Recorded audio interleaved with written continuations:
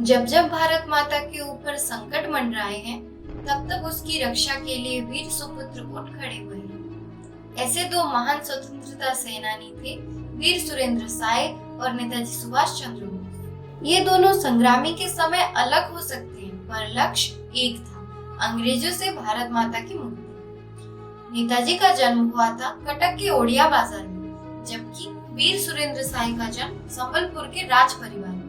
इस वीडियो में हम सुरेंद्र साय के बारे में बात करने वाले हैं। जुड़े रहिए हमारे साथ।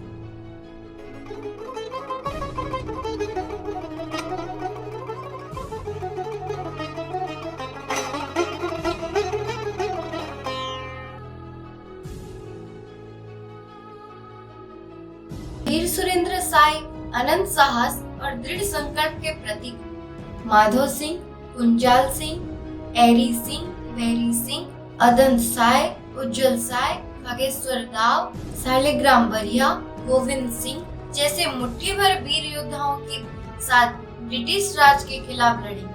उन्होंने अपनी मातृभूमि के लिए लड़ने वाले किसी भी अन्य बहादुर आत्मा की तुलना में अधिक समय तक ब्रिटिश साम्राज्य के अत्याचार का विरोध किया। उन्होंने अपना समय देवरीगढ़ के आसपास के क्षेत्रों में रणनीति बनाने में बिताया, जो वर्तमान बुल्ला के बहुत करीब है। वीर सुरेंद्र का जन्म 23 जनवरी 1809 को खिंडा जमींदारी में हुआ। संबलपुर के चौहान राजा मधुकर साय के द्वितीय पुत्र अनिरुद्ध के पोते धर्म सिंह थे उनके पिता। उनकी माता थी रेवती देवी, इसीलिए वो मधुकर साय के प्रत्यक्ष अधिकारी थे। कहते हैं तुलसी दो पत्ते होने पर महकने लगता है।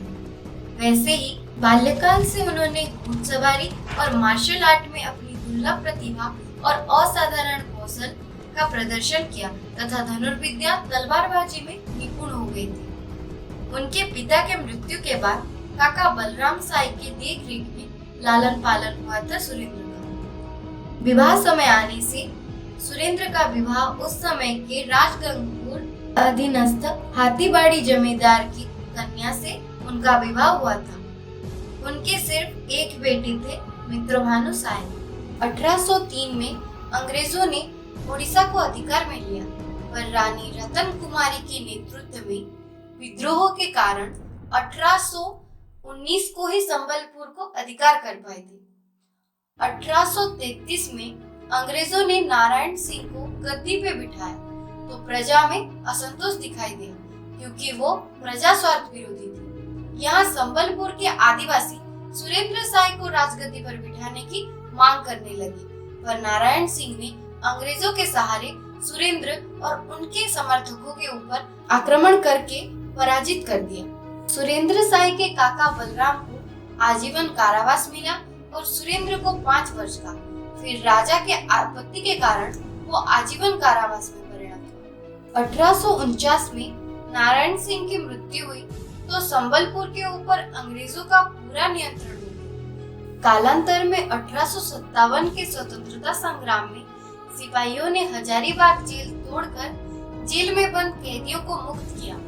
मुक्त हुए सुरेंद्र ने मातृभूमि को अंग्रेजों से मुक्त करने के लिए अपने आप को प्रस्तुत किया। वीर सुरेंद्र के संबलपुर आगमन का खबर सुन के संबलपुर के असिस्टेंट कमिश्नर कैप्टन ली आतंकित होके उनके ऊपर पुरस्कार राशि की घोषणा की, पर साधारण प्रजा और जमींदारों के समर्थन के कारण उनको पकड़ना मुश्किल था। लगभग 1200 सैन्यों के साथ सुरेंद्र ने कैप्टन ली के सामने कारादंड से मुक्ति और अपने राज्य की मांग की, पर कैप्टन ली उनको बंदी बनाने के फिराक में थे।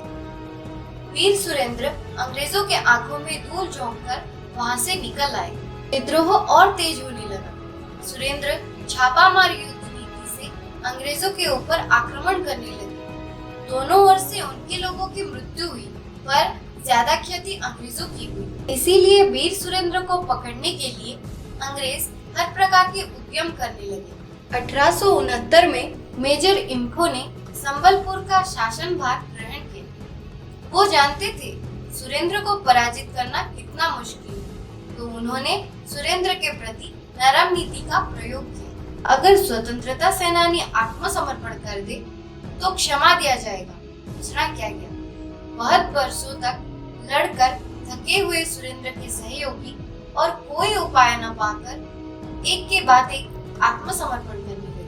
अपने बेटे, सहकर्मी, भाई के आत्मसमर्पण के बाद सुरेंद्र वृद्धावस्था के कारण निसहाय हो गए और उन्होंने भी आत्मसमर्पण कर दिया। मेजर इंफो के बाद जब नए मेजर आए तो वीर सुरेंद्र को छुपकर विद्रोह करने के आरोप में फिर गिरफ्तार किया गया।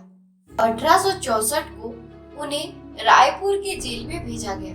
1865 को इन महान स्वतंत्रता सेनानी को मध्य प्रदेश के असुरगढ़ जेल में आजीवन बंदी के रूप में भेजा गया। 1869 में रायपुर में रहने के शर्त में छोड़ने का प्रस्ताव दिया गया तो स्वाभिमानी परम देशभक्त सुरेंद्र बोले, मेरा संबलपुर तो पराधीन है, मेरे अकेले मुक्ति पाने से क्या होगा। परिणति स्वरूप वृद्धावस्था के कारण चिकित्सित होते समय 1884 फरवरी 28 को असुरगढ़ कारागार में ये महान सेनानी ने 76 वर्ष की आयु में अपने शेष निश्वास त्याग किए। उनका आजीवन संग्राम और संघर्ष युगों तक अमर रहेगा। इन्होंने अपने जीवन के दीर्घ 37 वर्ष कारागार, 17 साल हजारीबाग में और 20 साल असुरगढ़ के पहाड़ी किले में बिताए और बाकी समय संघर्ष में। इनकी स्मृति में संबलपुर में मेडिकल इंजीनियरिंग इंस्टीट्यूट स्थापित किए गए। पर दुख की बात यह है कि इनको उड़ीसा के बाहर बहुत ही कम लोग जानते हैं। इन महान स्वतंत्रता सेनानी के बारे में आप अपने विचार कमेंट करें।